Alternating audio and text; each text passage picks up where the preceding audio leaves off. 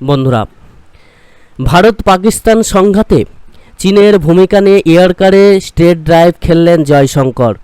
ভারতের বিদেশমন্ত্রী এস জয়শঙ্কর কিন্তু এইবার পুরো একদম ধুয়ে দিলেন চীন এবং পাকিস্তান উভয়কেই। ভারত পাকিস্তানের যুদ্ধের আবহে চীন যে পিছন থেকে পাকিস্তানকে সাহায্য করার সিদ্ধান্ত গ্রহণ করেছিল এবং তারা যে পিছন থেকে ফুল সাপোর্ট করে পাকিস্তানকে সাহায্য করছিল অস্ত্রশস্ত্র টাকা পয়সা সমস্ত কিছু দিয়ে, সেটা কিন্তু ধীরে ধীরে পৃথিবীর কাছে স্পষ্ট হচ্ছে, সারা বিশ্বের কাছে কিন্তু সেটা ধীরে ধীরে স্পষ্ট হচ্ছে। পাকিস্তান ও চীনের ঘনিষ্ঠতার বিষয়টি আমরা প্রত্যেকেই জানি, ভারত সহ সারা বিশ্ব কিন্তু এটা জানে। চীনা অস্ত্রের সাহায্যেই যে পাকিস্তান সংঘাত শুরু করেছিল তাও কিন্তু এখন স্পষ্ট হয়ে দেখা দিয়েছে। পাকিস্তানের এই যে আগ্রাসী মনোভাবাপন্ন পাকিস্তান যে এই দমটা পাচ্ছে কোথা থেকে, এর পিছনে যে তার বাবা চীন আছে সেটা কিন্তু স্পষ্ট হয়ে দেখা দিয়েছে যে চীনের মদতেই, চীনের সাহায্যেই, চীনের কথাতেই পাকিস্তান এইভাবে ওরা সাহসটা পাচ্ছে। চীন কিন্তু সবসময় চাইছে যে ভারতকে একটা নির্দিষ্ট গণ্ডির মধ্যে রেখে দেওয়ার। চীন চাইছে ভারতের যে উন্নতিটা হচ্ছে, যেভাবে ভারত গ্রোথ করছে সেটা যাতে স্তব্ধ হয় এবং পাকিস্তানকে নিয়ে ভারত যাতে ব্যস্ত থাকে আর চীন যাতে তাদের নিজেদের আখেরটা গুছিয়ে নিতে পারে, সেদিকটা কিন্তু তারা খেয়াল করছে। চীনের এই যে বর্তমানে ভারতের শত্রুকে পাকিস্তান না চীন, এটা নিয়ে কিন্তু প্রশ্ন উঠছে। অনেকেই ভাবছেন যে পাকিস্তান হয়তো ভারতের শত্রু, কিন্তু হিসেব করে দেখা যাচ্ছে যে পাকিস্তানের থেকেও বড় শত্রু হচ্ছে চীন। চীনই কিন্তু ভারতকে স্তব্ধ করার চেষ্টায় আছে এবং চীন ভারতকে ধ্বংস করার চেষ্টায় কিন্তু আছে, সেটা পাকিস্তানের সাহায্যে। ভারতে যাতে অর্থনৈতিক সংকট নামে, ভারতে যাতে এই যে গ্রোথ হচ্ছে সেটা যাতে স্তব্ধ হয়ে যায়, ভারত যাতে অস্ত্রশস্ত্র কেনা নিয়ে আরও বেশি করে টাকা খরচা করতে পারে এবং অর্থনৈতিক দিক থেকে আরও দুর্বল হয়ে পড়ে, এবং ভারত যাতে এই দিকে মানে উন্নতির দিকে ফোকাস না দিয়ে পাকিস্তানের ওই যে অত্যাচার বা এই যে সন্ত্রাসবাদীদের অত্যাচারে ভারতের বিভিন্ন রকম সমস্যা হচ্ছে সেই দিকে ফোকাস করে, সেদিকটা কিন্তু চেষ্টা চালাচ্ছে। শুধু পাকিস্তানকে অর্থ সাহায্য নয়, চীন কিন্তু পুরোপুরিভাবে বাংলাদেশকেও সেইভাবে চালানোর চেষ্টা চালাচ্ছে। বাংলাদেশটাকে সন্ত্রাসীদের হাতে তুলে দিয়ে তাদেরকে টাকা সাহায্য করে, অস্ত্রশস্ত্র দিয়ে সাহায্য করে, বিভিন্ন রকমভাবে সাহায্য করে ভারতের বিরুদ্ধে তাদেরকে লেলিয়ে দেওয়ার কাজটা কিন্তু চীন ভালোভাবেই করছে। আর সেটা বাংলাদেশ এবং পাকিস্তানের যে সন্ত্রাসী গোষ্ঠী তারা কিন্তু সেই কাজটা করার চেষ্টা চালাচ্ছে, আর চীনের পূর্ণ মদতেই কিন্তু এই কাজটা হচ্ছে।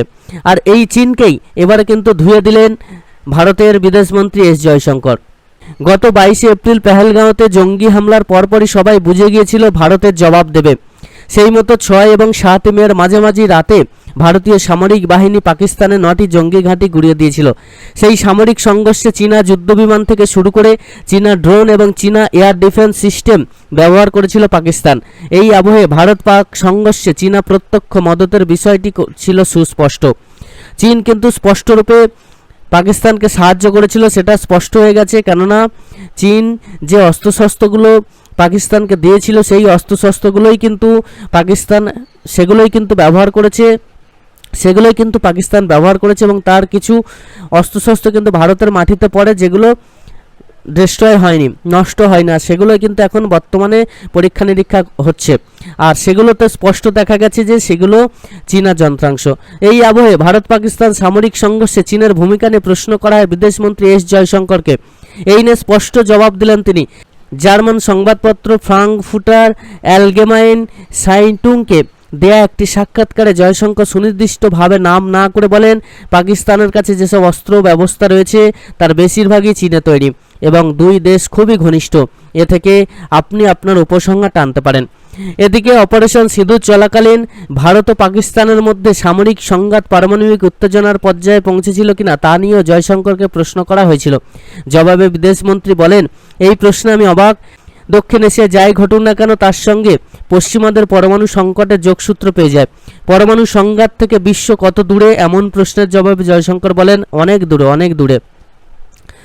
অর্থাৎ এই পরমাণু সংঘর্ষ এ নিয়ে কিন্তু চিন্তাভাবনা ভারতের মোটেও নেই, কারণ এই পরমাণু সংঘর্ষ কিন্তু সহজে করা যাবে না।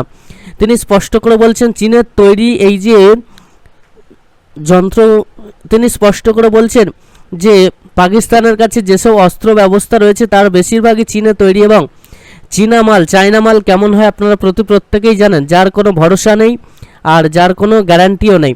তো এই যে এই চীনা মাল তারা ব্যবহার করছে এবং সেটা ভেঙে পড়ছে, আর যার দমে তারা এত লাফালাফি করছে, সেই অস্ত্রের দম, যে চীনা অস্ত্রের দমে তারা লাফালাফি করছে, সেই চীনা অস্ত্র যে যখন তখন যে কোনো মুহূর্তে ভেঙে পড়তে পারে সেটা কিন্তু তারা হয়তো জানে না। যারা কিনা কিছুদিন আগেই একটা মর্মান্তিক ভূমিকম্পে ভারতের সাহায্য নিয়ে ঠিক হয়ে উঠলো, তারাই আবার ভারতের মানুষদের বিরুদ্ধে, ভারতের মানুষকে মারার জন্য অস্ত্র পাঠিয়েছে পাকিস্তানকে। তো এই সমস্ত দেশ এরা হচ্ছে পাকিস্তানকে কিন্তু পুরোপুরিভাবে ভারতের বিরুদ্ধে লেলিয়ে দেওয়ার চেষ্টা চালাচ্ছে, ভারতের বিরুদ্ধে এই বিভিন্ন রকম কার্যকলাপ চালিয়ে ভারতকে উত্তক্ত করার চেষ্টা চালাচ্ছে। কেননা তারা বুঝে গেছে এশিয়ার রাজা কিন্তু ভারতই হবে। ও চীন যতই লাফালাফি করুক না কেন, ভারতের যেভাবে উন্নতি হচ্ছে, ভারত যেভাবে এগিয়ে চলেছে, তাতে করে চীনও কিন্তু বুঝে গেছে যে ভারত কোন রাস্তায় যেতে চলেছে, এবং এই এশিয়ার যে সর্বোত্তম কর্তা ভারতই হবে সেটা কিন্তু স্পষ্ট হয়ে যাচ্ছে চীনের কাছে ধীরে ধীরে। তাই ভারত যেভাবে নিজেদেরকে তৈরি করছে, তাতে করে কিন্তু এই বাংলাদেশ আর পাকিস্তান যতই লাফালাফি করুক না কেন, আর চীন যতই পিছন থেকে এদেরকে মদত দিক না কেন, এদের দুজনকে কিন্তু ঠান্ডা করতে ভারতের বেশিক্ষণ সময় লাগবে না, যেটা আপনারা দেখেছেন অপারেশন সিঁদুরের মধ্য দিয়ে।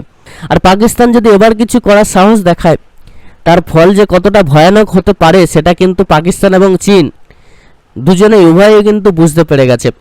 আর যে বাঙ্গুগুলো এখন লাফালাফি করছে, তারা তো আসলে বুঝতে পারছে না, ফাঁকা ভাঁড়ে আওয়াজ বেশি, তো তারা বুঝতেই পারছে না যে কি হতে চলেছে, তাই তারা এখন লাফালাফি করছে। ওই একটা ছোট্টখাট্ট অপারেশন হলেই সব দেখবেন চুপ হয়ে যাবে। তো এই হচ্ছে পাকিস্তান এবং বাংলাদেশ আর চীনের মধ্যে একটা বোঝাপড়া তৈরি হয়ে গেছে। তো এই চীনই হচ্ছে এদের যে মূল কালপিট, সেটা কিন্তু বারবার করে প্রমাণিত হচ্ছে। গরিব পাকিস্তানকে চরম কটাক্ষ করলেন প্রধানমন্ত্রী নরেন্দ্র মোদী। গুজরাটের ভুজের সভা থেকে অপারেশন সিঁদুর নিয়ে মন্তব্য করেন, কটাক্ষ করে বলেন যে পাকিস্তান সন্ত্রাসবাদকে পর্যটন হিসেবে মনে করে, বুঝিয়ে দেন যে পাকিস্তানের অবস্থা খারাপ। সোমবার গুজরাটের ভুজের সভা থেকে ভারতের প্রধানমন্ত্রী নরেন্দ্র মোদী বলেন, পাকিস্তানকে সন্ত্রাসের রোগ থেকে মুক্ত করার জন্য পাকিস্তানের মানুষকে এগিয়ে আসতে হবে, পাকিস্তানের তরুণ সম্প্রদায়কে এগিয়ে আসতেই হবে।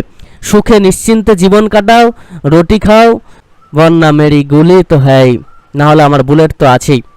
স্পষ্ট করে তিনি জানান, রুটি খাও, বেঁচে থাকো, কাজ ফাজ করো, সুষ্ঠুভাবে জীবনযাপন করো, না হলে আমার গুলি কিন্তু অপেক্ষা করছে। জঙ্গি যদি হতে চাও, ভারতের দিকে যদি চোখ তুলে তাকাও, তাহলে আমার গুলি শেষ কথা। সোমবার গুজরাটের ভুজের সভা থেকে ভারতের প্রধানমন্ত্রী নরেন্দ্র মোদী বলেন, পাকিস্তানকে সন্ত্রাসের রোগ থেকে মুক্ত করার জন্য পাকিস্তানের মানুষকে এগিয়ে আসতে হবে। ভুজের সভা থেকে মোদী এটাও জানান যে কেন পেহেলগাম হামলার 15 দিন পরে অপারেশন সিঁদুর চালানো হয়।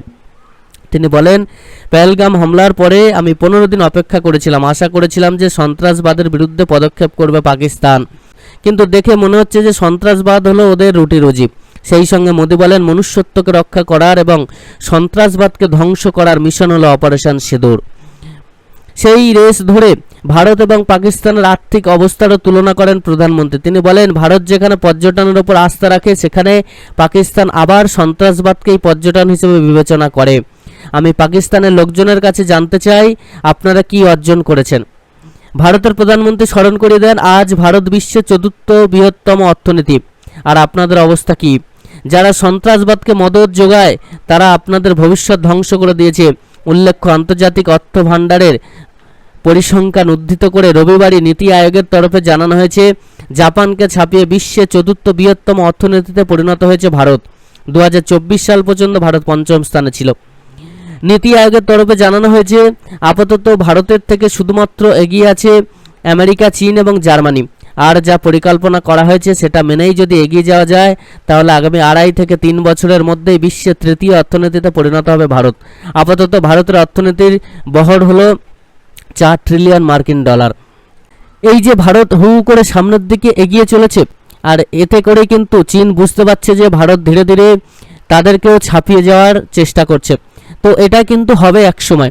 তাই চীন কিন্তু সবসময় পাকিস্তান এবং বাংলাদেশকে দিয়ে ভারতকে উত্তক্ত করার চেষ্টা চালাচ্ছে এবং ভারতের ক্ষতি করার চেষ্টা চালাচ্ছে।